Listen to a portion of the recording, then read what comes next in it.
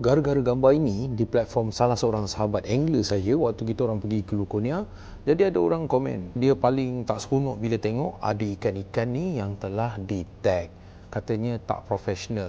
Jadi saya ingin bangkitkan persoalan, kalau misal kata tak tag, adakah itu profesional? Jadi perkara ni yang kita kena tengok kepada ground rules yang telah ditetapkan oleh organizer, di mana ground rules ni perlu diberikan pada awal trip dan kemudian ianya disetujui oleh semua player. Okey.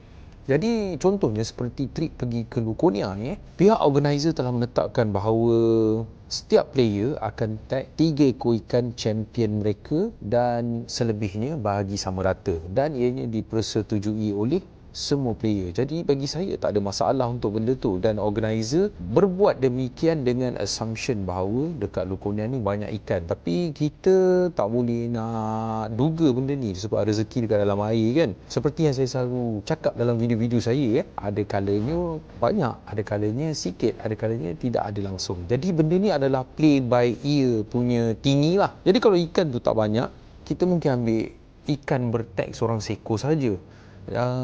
Ataupun kalau sikit sangat, terlalu sikit, kita bahagi sama rata saja. Jadi benda ni adalah benda yang play by ear, yang mana ianya perlu dipersetujui terlebih dahulu oleh semua player sebelum trip berlangsung. Jadi ini saya kongsikanlah sikit apa yang berlaku sebenarnya sebelum trip, dan ini adalah salah satu peranan penting organizer. Harap itu mencerahkan keadaan lah.